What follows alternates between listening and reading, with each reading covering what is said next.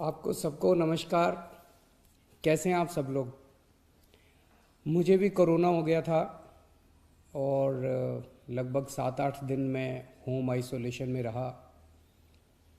आप सबकी खूब दुआएं मिली, आपका खूब आशीर्वाद मिला, आपकी सबकी शुभकामनाएं आ रही थी, उसके लिए आप सबका बहुत बहुत शुक्रिया, तहे दिल से शुक्रिया। मुझे लगभग 2 दिन बुखार रहा, उसके बाद मैं ठीक था लगातार, लेकिन जो कोविड के प्रोटोकॉल हैं उसके हिसाब से मैं 7-8 दिन होम आइसोलेशन में रहा। अब मैं वापस आप सबकी सेवा में हाजिर हूँ। आप सब लोगों की शुभकामनाओं के लिए बहुत बहुत शुक्रिया। लेकिन दिल्ली में जो कोरोना की रफ्तार बहुत ज़्यादा तेज़ी से बढ़ रही है, उसको लेके मैं हमेशा से चिंतित था। हालांकि मैं होम आइसोलेशन में था, लेकिन फ़ोन के ऊपर मैं लगातार अ, अपने सभी ऑफिसर्स से, चीफ सेक्रेटरी साहब से, हेल्थ मिनिस्टर से, सबसे लगातार संपर्क में था। जो जो इंतज़ाम किए जा रहे हैं और जिस तरह से कोरोना की स्पीड बढ़ रही है उसके ऊपर मैं नज़र रखे हुए था। दिल्ली के अंदर जो कोरोना की, पूरे देश में कोरोना बहुत तेज़ी से बढ़ रहा है, दिल्ली में भी बहुत तेज़ी से बढ़ रहा है। रफ्तार बहुत ज़्यादा तेज़ है। मैं देख रहा था कि कल वाला जो हेल्थ बुलेटिन था उसमें लगभग 20,000 के करीब केसेस आए थे, और आज शाम को जो हेल्थ बुलेटिन आएगा उसमें लगभग 22,000 केसेस, पिछले 24 घंटे के 22,000 केसेस आएंगे। तो डेली बहुत तेज़ी से केसेस बढ़ रहे हैं, जिसको, जो एक चिंता का विषय तो है, लेकिन जैसे मैंने पहले भी बोला था, घबराने की बात नहीं है। जब मैं बोल रहा हूँ घबराने की बात नहीं है, तो मैं सारा डेटा एनालाइज करके बोल रहा हूँ। पिछली जो वेव आई थी अप्रैल मई में, उसमें 7 मई को इतने ही डेली केसेस आते थे, 20,000 के करीब। जैसे अभी 20,000 केसेस आए कल, 20,000 cases per day daily cases आए। 7 मई को भी 20,000 केसेस आए थे पिछली वेव में, लेकिन 7 मई को 341 मौतें हुई थी। 341 मौतें। लेकिन कल जब 20,000 केसेस आए हैं तो 7 मौत हुई हैं। एक भी नहीं होनी चाहिए, लेकिन कंपैरिजन में केवल 7 मौत हुई हैं।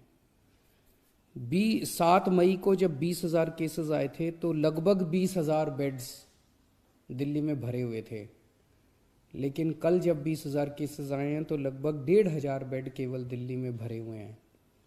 तो उस तरह से इस वेव के दौरान डेथ भी काफ़ी कम हो रही हैं और लोगों को अस्पताल जाने की भी काफ़ी कम ज़रूरत पड़ रही है। ये डेटा मैंने आपको इसलिए नहीं बताया कि इसलिए अब हम मास्क पहनना बंद कर देंगे और गैर जिम्मेदार हो जाएंगे। ये डेटा मैंने आपको इसलिए बताया कि पैनिक करने की कोई ज़रूरत नहीं है, घबराने की कोई ज़रूरत नहीं है, डरने की कोई ज़रूरत नहीं है, लेकिन जिम्मेदारी के साथ काम लेने की ज़रूरत है। जो मैं बार बार बोल रहा हूँ कि मास्क पहनना सबसे ज़रूरी है। मास्क पहनना सबसे ज़रूरी है। कई लोग मेरे से प्रश्न पूछ रहे हैं, लॉकडाउन लगेगा? हम लॉकडाउन नहीं लगाना चाहते। लॉकडाउन नहीं लगेगा अगर आप मास्क पहनोगे तो। मास्क पहन के घर से बाहर निकलो, मास्क पहन के चारों तरफ घूमो। अगर ज़रूरत ना पड़े तो घर से बाहर ना ही निकलो, अभी थोड़े दिन कोई ज़रूरी नहीं है, लेकिन मास्क पहनना बहुत ज़रूरी है। सोशल डिस्टेंसिंग बहुत ज़रूरी है। हम लॉकडाउन नहीं लगाना चाहते, फ़िलहाल लॉकडाउन लगाने की कोई हमारी मंशा नहीं है। और हम चाहते हैं कि जल्दी से जल्दी ये वेव ख़त्म हो, और कोशिश हमारी है कि कम से कम रिस्ट्रिक्शंस हम लोग लगाएं, ताकि लोगों के रोज़ी रोटी चलती रहे, लोगों के रोज़गार चलते रहें। एलजी साहब और मैं दोनों मिलके पूरी सिचुएशन को लगातार हम लोग नज़र रखे हुए हैं। कल हमारी डीडीएमए की दोबारा मीटिंग है, उस मीटिंग में एक्सपर्ट्स के साथ फिर से हम रिव्यू करेंगे सिचुएशन को कि क्या और करने की ज़रूरत है, नहीं है। केंद्र सरकार से लगातार हम लोग संपर्क में हैं, केंद्र सरकार से भी हमें पूरा सहयोग मिल रहा है। तो सब लोग मिलके, मैं, एलजी साहब, हमारे सारे ऑफिसर्स, केंद्र सरकार, सब लोग मिलके सिचुएशन के ऊपर नज़र रखे हुए हैं और सिचुएशन को कंट्रोल किए हुए हैं।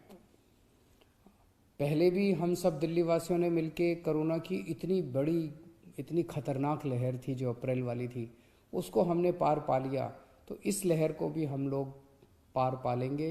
चिंता करने की ज़रूरत नहीं है, लेकिन जिम्मेदारी के साथ काम करने की ज़रूरत है। और जिन जिन लोगों ने वैक्सीन नहीं लगवाया, प्लीज़ जाके वैक्सीन ज़रूर लगवा लीजिए। वैक्सीन लगाने से मतलब ये नहीं है कि कोरोना नहीं होगा, लेकिन कोरोना अगर हुआ तो आपको कम माइल्ड कोरोना होगा, आपकी जान को खतरा नहीं होगा, आपको अस्पताल हो सकता है जाने की ज़रूरत ना पड़े। नमस्कार।